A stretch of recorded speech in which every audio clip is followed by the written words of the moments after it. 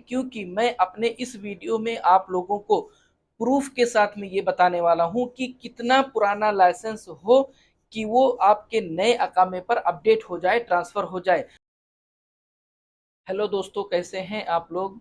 दोस्तों, आज के इस वीडियो में मैं आप लोगों से पुराना लाइसेंस और नए वीज़े को लेकर के एक बहुत ही इम्पॉर्टेंट टॉपिक पे डिस्कस करने वाला हूं।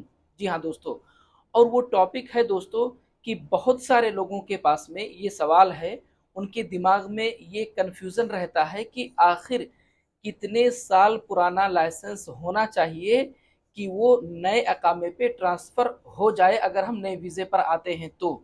आज के इस वीडियो में मैं आप लोगों को इसी के बारे में प्रूफ के साथ में बताने वाला हूं। तो दोस्तों, अगर आप लोगों ने मेरे इस चैनल को अभी तक सब्सक्राइब नहीं किया है तो प्लीज़ चैनल को सब्सक्राइब कर लें, क्योंकि मैं इस तरह के नए नए वीडियो आप लोगों के लिए लेकर के आते रहता हूं। तो चलिए चलते हैं, वीडियो को शुरू करते हैं। जी हाँ दोस्तों, आप लोग वीडियो को पूरा देखें, क्योंकि मैं अपने इस वीडियो में आप लोगों को प्रूफ के साथ में ये बताने वाला हूँ कि कितना पुराना लाइसेंस हो कि वो आपके नए अकामे पर अपडेट हो जाए, ट्रांसफ़र हो जाए। तो दोस्तों, मैं आप लोगों को ये बता दूँ, अभी आप लोगों को जो लाइसेंस मिलता है वो जो हार्ड कॉपी होता है, कार्ड टाइप में, जैसे जो एटीएम कार्ड होता है उस टाइप का लाइसेंस होता है। और ये कार्ड टाइप का जो लाइसेंस है एटीएम की शक्ल में, ये तकरीबन पिछले कुछ सालों से स्टार्ट हुआ है। हो सकता है शायद तकरीबन 8-10 साल हो गया होगा। लेकिन अगर आप में से किसी को अगर पता होगा कि उसके भी पहले, मतलब तकरीबन 12-15 साल पहले की अगर हम बात करें, तो उस टाइम पर जो लाइसेंस मिला करता था सऊदी अरब में, वो कंप्यूटराइज सिस्टम नहीं होता था जो कि एटीएम की शक्ल में कार्ड टाइप में हो, बल्कि उस टाइम पे दोस्तों एक बुक की शक्ल में हुआ करता था या एक छोटे से पेज की शक्ल में हुआ करता था, जिसमें जो लिखा हुआ होता था वो भी हैंड राइटिंग से लिखा हुआ होता था, मतलब कंप्यूटराइज होता भी नहीं था। तो क्या अब अगर किसी के पास में इतना पुराना लाइसेंस है जिसमें हैंड राइटिंग से लिखा हुआ है, तो क्या वो लाइसेंस भी, इतना पुराना लाइसेंस भी आपके नए अकामे पे ट्रांसफर हो जाएगा, अपडेट हो जाएगा? तो जी हाँ दोस्तों, बिल्कुल अपडेट हो जाएगा। तो सबसे पहले मैं आप लोगों को इसका प्रूफ देता हूं कि इतना पुराना लाइसेंस भी नए अकामे पे ट्रांसफर हो जाएगा। उसके बाद में फिर इसका प्रोसेस बताता हूं। तो दोस्तों, इतना पुराना लाइसेंस मैं अपने खुद जानने वालों में से एक का ट्रांसफर कराया था, नए अकामे पे अपडेट कराया था। ये मैं अपनी खुद की बात बता रहा हूं दोस्तों। बस इतना आप लोग याद रखें कि वो जो पुराना लाइसेंस है उस पे हैंड राइटिंग में जो भी लिखा हुआ है दोस्तों, उसमें समझ में आना चाहिए कि क्या क्या लिखा हुआ है, क्योंकि उसमें सारी चीज़ें अगर देखा जाए तो सिर्फ और सिर्फ अरबी में लिखी हुई होती हैं। उसमें इंग्लिश में कुछ नहीं लिखा हुआ होता है दोस्तों। आपका नाम भी अरबी में होता है, आपका अकामा नंबर भी अरबी में होता है, सारी चीज़ें अरबी में होती हैं। तो कम से कम वो जो पेज होना चाहिए लाइसेंस का, उसमें क्या लिखा है वो समझ में आना चाहिए। ऐसा ना हो कि उसके ऊपर जो भी लिखा हुआ है वो सब मिट चुका है, पता ही नहीं चल रहा है कि क्या क्या लिखा हुआ है। आपका अगर अकामा नंबर लिखा हुआ है तो समझ में ही नहीं आ रहा है कि अकामा नंबर कितना लिखा हुआ है।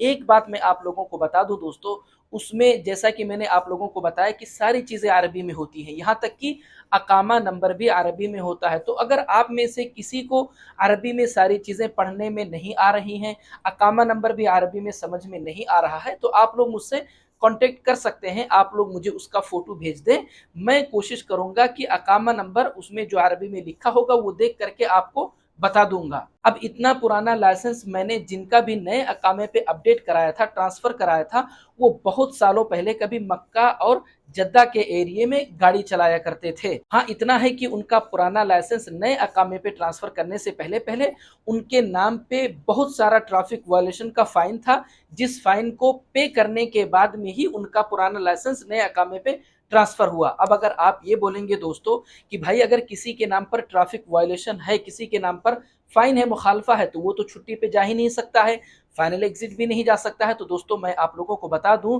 कि ये जो सिस्टम है कि अगर किसी के नाम पर फ़ाइन है या मुखालफा है, वो छुट्टी पे नहीं जा सकता या फाइनल एग्जिट नहीं जा सकता, ये पिछले कुछ सालों से स्टार्ट हुआ है। 10-15 साल पहले ये सिस्टम नहीं था।